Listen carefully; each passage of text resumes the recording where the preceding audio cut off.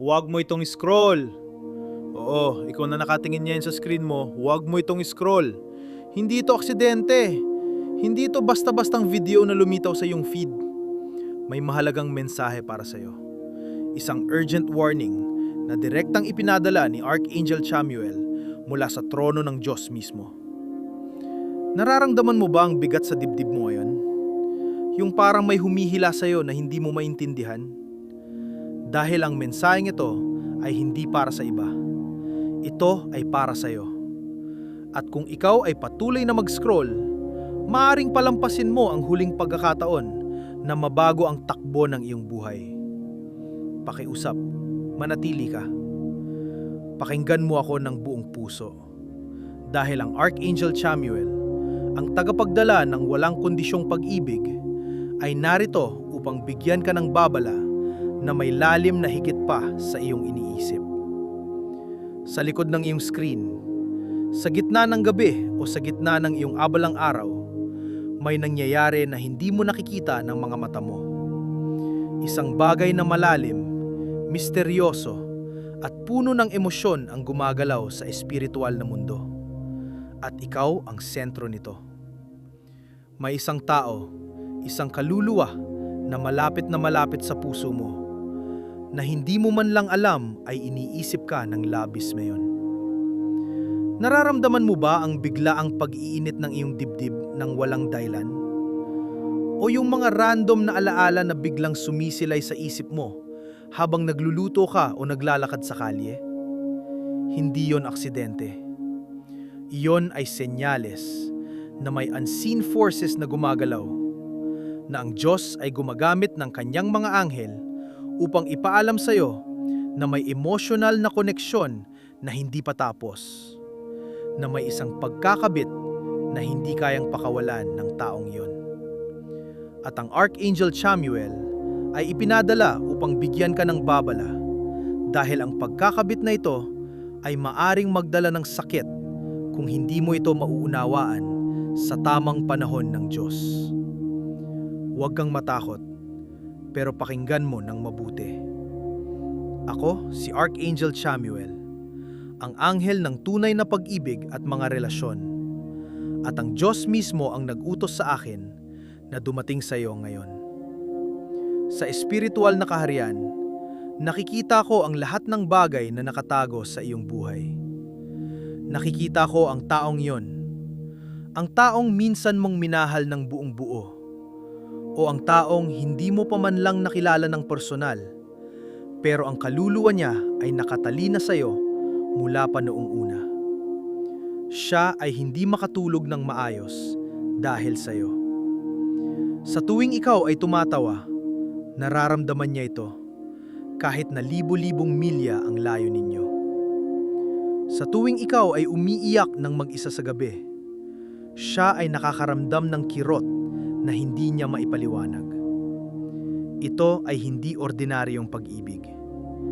Ito ay isang emotional na attachment na masyadong malalim, masyadong matibay, na parang isang invisible na kadena na nakatali sa inyong dalawa. At ang Diyos, sa kanyang walang hanggang awa, ay hindi na hinayaan na manatili ito sa dilim.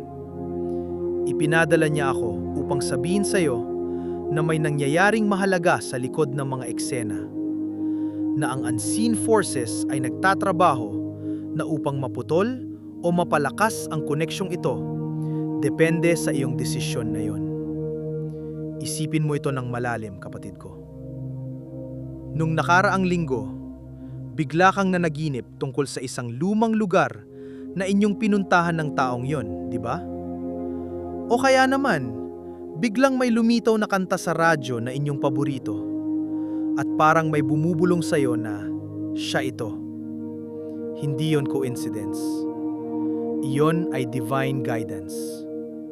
Ang Archangel Chamuel ay gumagamit ng mga senyales na ito upang gisingin ang iyong espiritu.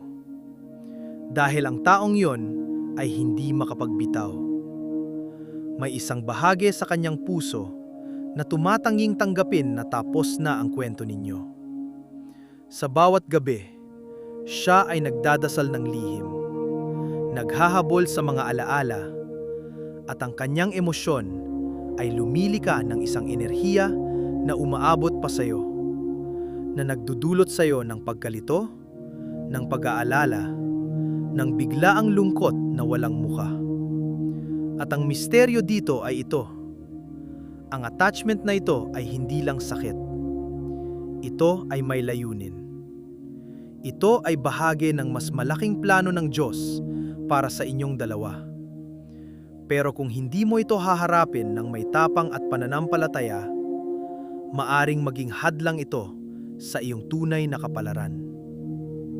Siya ay nakakulong sa mga alaala ng inyong mga yakap, sa tunog ng iyong tawa, sa init ng inyong mga kamay na magkahawak noon. At ikaw ay nararamdaman ang kirot na yon nang hindi mo alam kung bakit. Parang may bahagi sa iyo na hindi makahinga ng malaya. Ito ang dahilan kung bakit bigla kang nawawalan ng gana sa pagkain o bakit bigla kang tumitingin sa lumang larawan mo sa cellphone mo nang walang dahilan. Ang Diyos ay nakikita ang lahat ng ito at dahil sa kanyang pagmamahal sa iyo, ipinadala niya ako upang bigyan ka ng babala. Huwag mong baliwalain ang nararamdaman mo. Ito ay hindi lang ordinaryong lungkot. Ito ay isang tawag mula sa kaluluwa ng taong yon na nagsasabing, hindi kita makalimutan, hindi kita makapagbitaw. At ang tensyon na ito, ang misteryong ito, ay bahagi ng divine timing. Ang Diyos ay naghihintay sa tamang oras upang ilantad ang buong katotohanan, upang ang pag-ibig na ito ay hindi na maging pasakit, kundi maging pagpapala. Kapatid ko, hayaan mong dalhin kita sa isang kwento na nakikita ko sa espiritual na kaharian. Isang kwento na direktang nauugnay sa iyo. Isipin mo ang isang babae o lalaki na minsan ay naging iyong mundo. Siya ay nakatayo ngayon sa isang madilim na silid. Hawak ang isang lumang sulat na hindi niya naipadala. Ang kanyang mga mata ay puno ng luha habang binabasa ang mga salitang, "Mahal kita pa rin kahit saan ka man ngayon."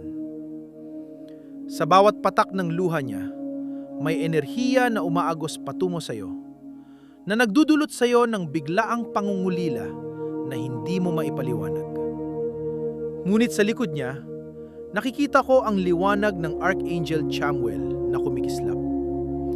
May unseen forces na nagtatrabaho upang bigyan siya ng lakas na bitawan, upang ang kanyang pag-ibig ay hindi na maging chain, kundi maging gabay. At ikaw, sa kabilang dulo, ay nararamdaman mo ito bilang isang misteryosong hapdi sa puso. Parang may humahawak sa iyo ng mahigpit sa gabi, na parang yakap mula sa hindi mo nakikita. Ito ang emosyonal na attachment na sinasabi ko. Ito ang pag-ibig na hindi kayang pakawalan ng taong iyon dahil ang kaluluwa ninyo ay nakatali mula pa sa simula ng panahon. Ngunit ang Diyos ay hindi napapahintulot na manatili kayo sa sakit magpakailanman. May plano siya, isang plano na puno ng pag-asa at pagpapagaling. Patuloy kong nakikita ang mga senyales na ipinapadala niya sa iyo araw-araw. Yung biglang pag-ring ng cellphone mo nang walang caller ID, o yung random na mensahe mula sa isang matandang kaibigan na biglang binanggit ang pangalan ng taong iyon. Ito ay hindi chance. Ito ay divine intervention. Ang Archangel Chamuel ay nagtatrabaho ng walang tigil upang ihanda ang iyong puso. Dahil ang taong iyon ay hindi makapag-move on ng buo. At ang tensyon na ito ay lumalaki sa bawat araw na hindi mo ito kinikilala. Maaring nararamdaman mo na parang may multo na sumusunod sa iyo, o parang may hindi pa tapos na kwento na humahabol sa iyo kahit saan ka magpunta. Ito ang misteryo na gusto kong ibunyag sa iyo ngayon. Ang pag-ibig na ito Ang emosyonal na attachment na ito ay hindi karaniwan. Ito ay isang soul connection na binigyan ng Diyos ng pagkakataon na maging mas malalim pa, pero sa tamang panahon lamang. Kung ikaw ay patuloy na magtatago sa takot, maaring maging hadlang ito. Ngunit kung ikaw ay magtitiwala, ang Diyos ay gagamit nito upang dalhin ka sa isang pag-ibig na mas malinis, mas malakas, mas tunay. Huwag kang mawalan ng pag-asa sa gitna ng misteryong ito. Dahil ang bawat patak ng luha mo, ang bawat kirot sa puso mo, ay nakikita ni Archangel Chamuel. Nakikita ko ang iyong mga gabi na puno ng tanong. Bakit ko pa rin siya iniisip? Bakit parang hindi siya makapagbitaw? At ang sagot ay ito. Dahil ang Diyos ay gumagamit ng taong iyon bilang instrumento upang turuan ka ng tunay na pagpapatawad at pagpapakawala. Ang unseen forces ay nagtatrabaho na upang palayain kayong dalawa. Ngayon, habang pinakikinggan mo ako, nararamdaman mo ba ang init sa iyong dibdib? Iyon ay ang presensya ko, ang Archangel Chamuel, na yumayakap sa iyo ngayon. Huwag mong pakawalan ang sandaling ito. Ang babalang ito ay hindi upang takutin ka, kundi upang iligtas ka mula sa pagkakulong sa nakaraan. Ang taong iyon ay hindi makapagbitaw dahil ang pag-ibig niya ay tunay. Ngunit ang Diyos ay may mas mataas na plano. Sa tamang divine timing, ang lahat ay magiging malinaw. Maaring magkita kayong muli ng may bagong liwanag. O maaring ang pagpapakawala ay ang susi sa inyong kapayapaan. Ang misteryo na ito ay unti-unting nabubunyag. At ang emosyon na tumatakbo sa iyong ugat ay bahagi ng kanyang gawain. Ang Diyos ay hindi nag-iiwan ng kanyang mga anak sa dilim. Siya ay nagpapadala ng mga anghel tulad ko upang magbigay ng gabay, upang baguhin ang takbo ng mga luha mo tungo sa ngiti. At sa wakas, kapatid ko, hayaan mong ibahin ko ang takot mo tungo sa pag-asa. Ang mensaheng ito mula sa Archangel Chamuel ay hindi warning ng kapahamakan. Ito ay isang gabay patungo sa isang bagay na patungibo, meaningful at puno ng tunay na emosyon. Ang Diyos ay gumagamit ng attachment na ito upang dalhin ka sa isang pag-ibig na mas malalim pa. Isang pag-ibig na walang sakit, walang pag-aalala. Sa tamang panahon, ang taong iyon ay magiging bahagi ng iyong kwento ng may kapayapaan. O ang pagpapakawala ay magbubukas ng pinto sa isang bagong kaluluwa na tunay na para sa iyo. Nararamdaman mo ba ang liwanag na sumisilay sa iyong puso ngayon? Iyon ang pag-asa. Iyon ang pagmamahal ni God na dumadaloy sa pamamagitan ko.